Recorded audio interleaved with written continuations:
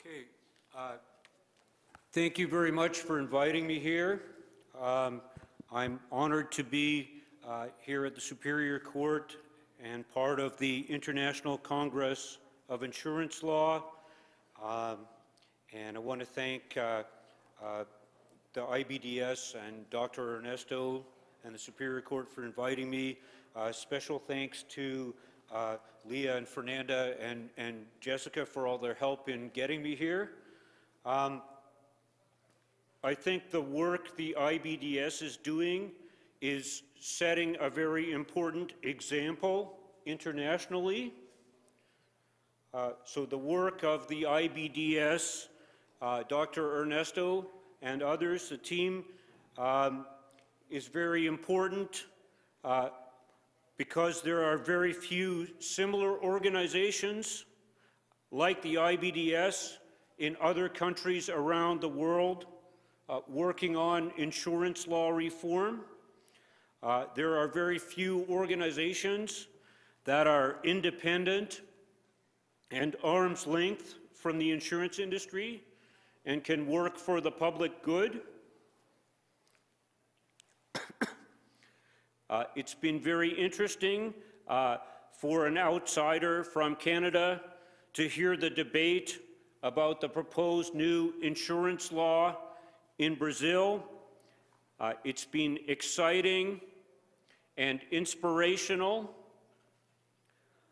to hear about the 10-year struggle to make that happen. It's been very interesting for me to hear from learned experts on insurance law from other countries. I'm not a lawyer, and I know nothing about insurance law in Brazil. Sociologists talk about the difference between the law on the books and the law in action in everyday life. So I'm going to talk a little bit about insurance and the law in action as part of something about, thank you, as a part of something called the Risk Society. Okay, and I'm going to be talking a lot about Canada and the United States. And I've been thinking since I got here, I'm not sure how much this applies to Brazil. And so that's something I want to talk with people about afterwards. I'm very fascinated by how things work here, and I'm just starting to learn as I've been here less than 24 hours. I've done a fair bit of sociological research, interviewing many people who work in the insurance industry. It's good. I find that people who work in the insurance industry are very excited when they find somebody who wants to talk to them about their work. And I've also interviewed many insurance consumers, so I'm going to talk about that. I've written in a number of places to argue that insurance is the central institution. So insurance is the most important institution in today's society, but it remains strangely invisible. Insurance is a hidden world. Ordinary people don't want to know about insurance. People find insurance boring. They don't want to read the tiny print on their contracts. And people, including most academics, don't understand insurance very much because insurance is invisible, insurance is hidden, insurance is secret. Sometimes insurance is not regulated for the public good as much as it should be. So it's this hidden, underregulated, sometimes world. And I've talked to a lot of people in the insurance industry, and one thing I found is that when I'm asking people difficult questions, they will start to make it boring so that they don't have to talk anymore. So the boringness of insurance can also be a problem. A few of us sociologists, a very few, have become very interested in insurance. And the more I've learned about insurance, the more I understand how important it is. Insurance is the world's largest economic industry. Evan Mills wrote in the very prominent journal Science that if insurance was a country, it would have the world's third biggest economy. So its yearly revenues would be equivalent to the third biggest gross domestic product in the world. Only the United States and Japan were bigger than, but China is now bigger than insurance. So it's the world's fourth biggest economy. 3 times as much money is spent on insurance around the world, 3 times as much money as on the military. So insurance is very big in economic terms, but people don't talk about it very much. Insurance is and should be at the very heart of society. Insurance is a brilliant mechanism for building a community of support against many of our worst fears. Insurance is not just another business. I've argued that insurance has an exceptional place in society. So insurance is like some other key institutions and professions, like the law, like medicine, like the news media. Insurance has unique responsibilities for the public good, and it should be regulated as such. Okay, because I'm a sociologist, I'm going to talk about the broader social context of insurance, and I'm going to talk about something called the risk society, and I'm going to talk about the risk society and trust, because once you move away from the law in books and start talking about the law in action, you're talking about a lot of people who aren't going to read their insurance contract. They don't know the law, and a lot of the insurance relationship is about trust. Okay, so risk society. In sociology, people have been talking about something called the risk society in recent years.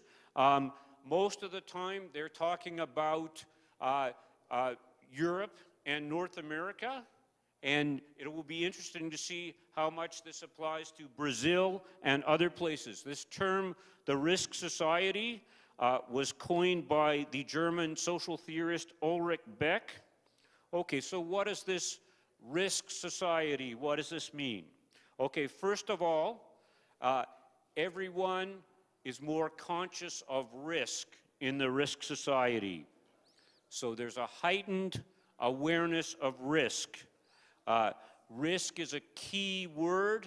Everybody's talking about risk in government, in business, but also in universities. So there's a lot of theory in different subjects in the last 30 years or so about risk. There's a rise of the profession of risk managers. There's a book by Michael Power from the London School of Economics called The Risk Management of Everything. So when people are thinking about risk more and more, they're thinking about insurance more and more. Okay, so another thing about the risk society. Okay, in the risk society, people are being asked to take more responsibility for risk themselves. So, responsibility that was borne by the government is being moved to the individual. The individual citizen is becoming their own risk manager. So risk is downloaded from government, both to individuals and to business, to private institutions, to private organizations. People are being asked to turn to private insurance more instead of the government. So this is a trend in places like Canada. I interview many people for sociological research, and they're saying, okay, I have to take responsibility for my own risks. The government is not going to look after me. Okay, and the alternative to government risk management is private insurance. Okay, so there's a complex relationship between the government and insurers. Okay, so the government and insurers together divide responsibility, share responsibility for risks. They work together in all kinds of complex ways. So in Canada, in the United States, the government sometimes becomes the insurance company when people don't have insurance. So there's a disaster like Hurricane Katrina, and the government is the insurer of last resort. Okay, but insurance companies are also themselves like a kind of government. Okay, so insurance also works as a kind of hidden, unofficial form of government. Okay, what do I mean by this? Insurance works as a kind of government. So insurance divides and shapes responsibility for risk among insured individuals and others in a huge variety of social situations. So insurance says who is responsible. And insurance also profoundly shapes the development and practice of law. So law, we've been talking at this conference a lot about how law shapes insurance, but insurance also shapes law. So this is something that the American legal scholar Tom Baker has written a lot about. For example, the existence of directors and officers liability insurance in the United States has really driven and shaped shareholder litigation in that country. So without liability insurance, tort law in that area would be completely different. A very interesting person to talk to about this is Christian Lonstein. He's the head of the Department of Risk and Liability and Insurance at Munich Reinsurance. And he's written about how liability insurers need to be more aware of their role in actively shaping tort law. So liability insurance, especially in an emerging market, in a developing market, liability insurers will shape the development of tort law a lot.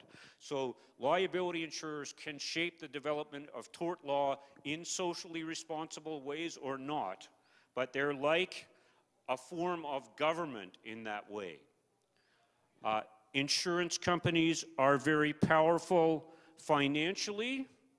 Insurance companies are very powerful politically. This power is often hidden. Insurance companies are like a form of government, but they're not a democratically elected form of government. They help shape legislation and the law, just as they're helping shape the new proposed insurance law in Brazil. In Canada, there is the government and there is the financial industry, but there are close ties between them.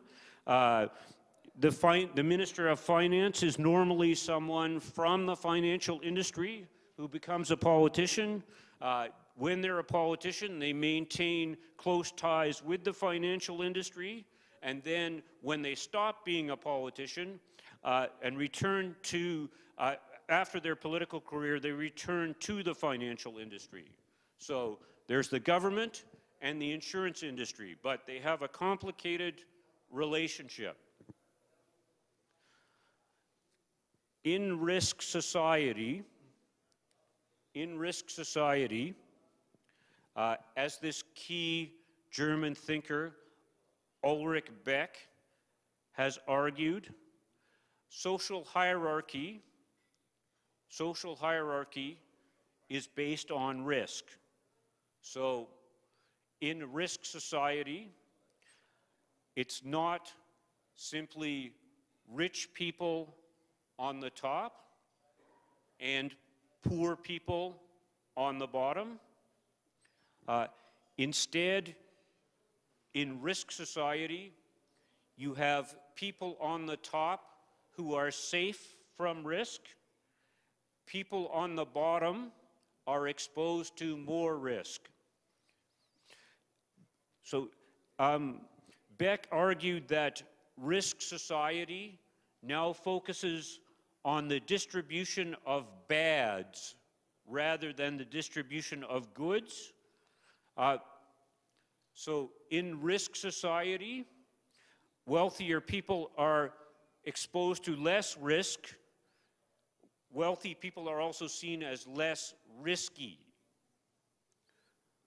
So the rich are good risks. Poor people are exposed to a lot of risk. Poor people are also categorized as bad risks.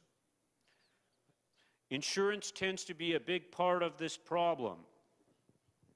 So how insurance claimants are treated varies a lot depending on whether the claimant has money. So wealthier people are treated better by insurance companies. The best clients, the clients with money, clients known as preferred risks, may be treated more generously when they make insurance claims. For example, when a company I researched dealt with auto insurance claimants, it went to fix their cars. So for the wealthier clients, it provided new parts, and for the poorer clients, they got used parts. So they got used replacement parts because the wealthier clients were seen as preferred risks that the company wanted to keep as clients. So poor clients are sometimes treated badly by insurance companies. Poor clients may experience insurance company efforts not to pay their legitimate claims. And so, as an example, let me talk about this judgment by the Utah Supreme Court in the case of Campbell versus State Farm Mutual Automobile Insurance. I'm not sure if this is a case that anybody's familiar with here, but State Farm is one of the biggest American insurance companies. State Farm is well known for promoting consumer trust in itself. So for decades, State Farm used the same advertising slogan, like a good neighbor, State Farm is there. So that was their slogan, like a good neighbor, State Farm is there. As it turns out, for decades, State Farm was not a good neighbor. And the Utah Supreme Court awarded $145 million in punitive damages against State Farm. And here, this is from their judgment. State Farm repeatedly and deliberately deceived and cheated its customers. For over 2 decades, State Farm set monthly payment caps and individually rewarded those insurance adjusters who paid less than market value for claims. Agents changed the content of files,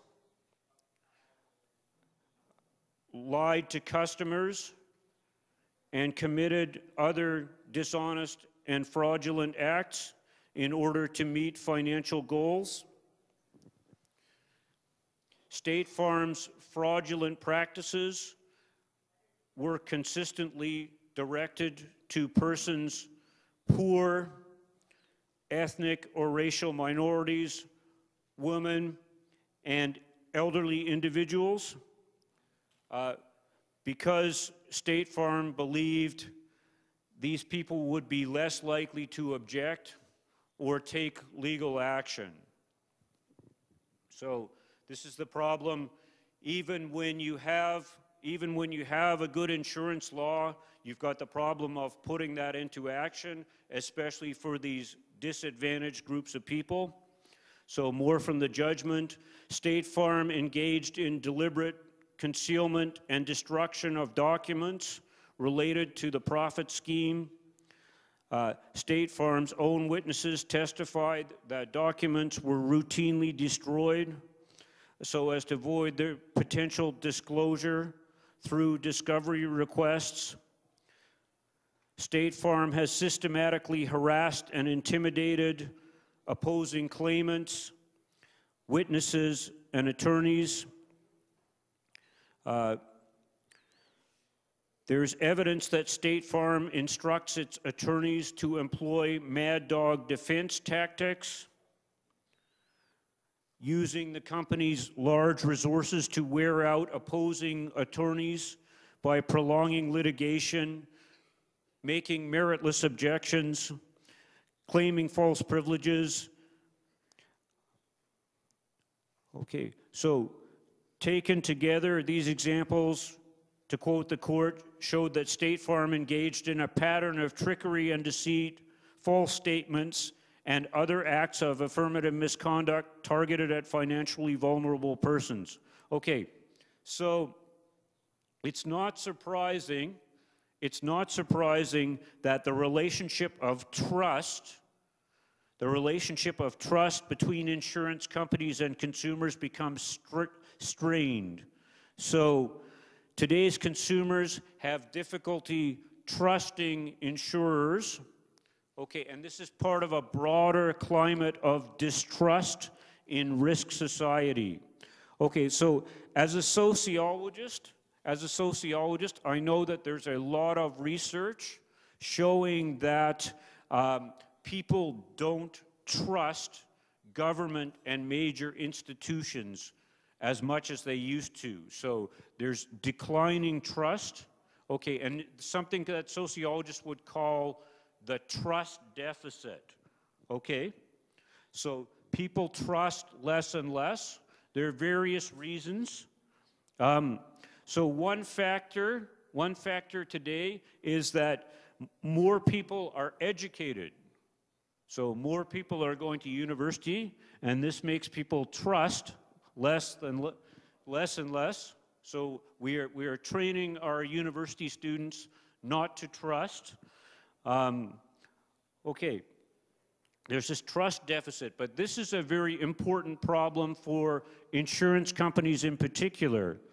Okay, and I don't know if the social science research also says this in Brazil or not about the trust deficit. It's a global phenomenon. Okay, but in particular, people trust insurance companies less and less. So insurers are among the least trusted. Doctors and teachers are very trusted, but insurance people are down at the bottom,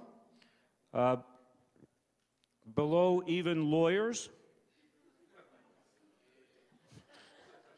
Okay. Good, the translation's working. Okay. Okay. And so there's been a particular trust deficit in relation to financial institutions since the financial crisis of 2008. And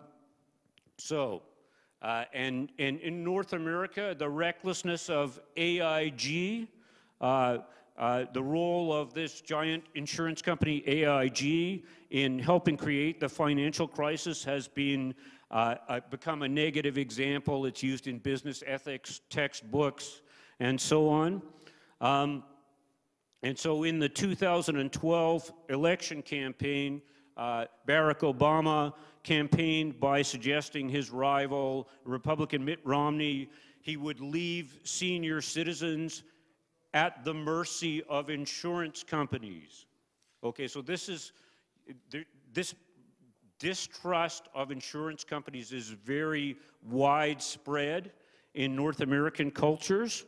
Okay, so what are the consequences? What are the consequences of people trusting insurance companies less and less? Okay, so among other things, this may contribute to the problem of insurance fraud. Okay, so because people don't trust insurance companies, there's a problem of insurance fraud. How do you say that in Portuguese? How do you say insurance fraud in Portuguese? Can you say it louder? Okay. Okay, so and is that a problem? Is that a problem in Brazil? Is that something that you deal with, insurance fraud? Does it? Yeah. Okay. Okay. Good. Good. Okay. Not good, but good. It's good for my talk if it is. Okay. Okay. So yeah, one of the main reasons that people give for committing insurance fraud is that they don't trust the insurance companies. And so there's a lot of research suggesting that consumer distrust of insurance companies leads to insurance fraud. And this results in what we call in English a vicious circle. So a vicious circle, so it has a very negative effect. So in North America, there is a big campaign to get tough with insurance fraud. And the insurance industry talks really a lot about getting tough on insurance fraud, and it identifies terrible organized cases of insurance fraud. So insurance customers are the villains. Insurance industry is a hero fighting insurance fraud. But a lot of the time, research shows that insurance customers justify insurance fraud by suggesting that the industry is cheating them. And so if the insurance industry is doing things to insurance customers that make them feel they're getting cheated, then both sides are creating the problem. So both sides are creating the environment. So and I've interviewed many insurance claims adjusters as part of my research. So people that deal with insurance claims. And insurance claims adjusters will often say they start by assuming that everyone exaggerates. So adjusters will often start from the position of assuming that everyone is trying to exaggerate, so they're going to try to make the claim small. They may suspect every claimant. So one assurance adjuster told me his company treats all claimants as fraudsters. And the insurance adjuster told me, I will squeeze them, I will extract, I will do anything to keep the costs of the claim down. But he also admitted, he said to me, people don't trust us because they feel like we don't trust them. So this can become a self-fulfilling prophecy. So the claimant may start with an inflated claim, suspecting that the adjuster will try to minimize it. So here are some quotes from people talking about why they submitted exaggerated insurance claims. So these are quotes from real people who've committed fraud. Okay, so first person says, because we will get knocked down anyway. Second person says, the insurance companies are screwing as much money as possible from their customers, therefore I will screw them just as much. Okay, and then there's this more sophisticated argument. So many people today are making false claims. As a result of this, insurance policies are increased. In order to offset these increases, it leaves me no choice but to join the rat race. Okay, so to sum up what I'm saying, I guess, is that I'm very inspired by this effort here in Brazil to reform the law and books, but something else in this climate of mistrust in the risk society is also to think about changing the culture and practices in insurance, and that's very tough to do. And I just want to say, what a sociologist would say to a group of people in insurance and working on reforming insurance law is that we have a very extremely challenging time. It's a challenging time for people trying to regulate and govern insurance companies and make law for insurance companies in the public good.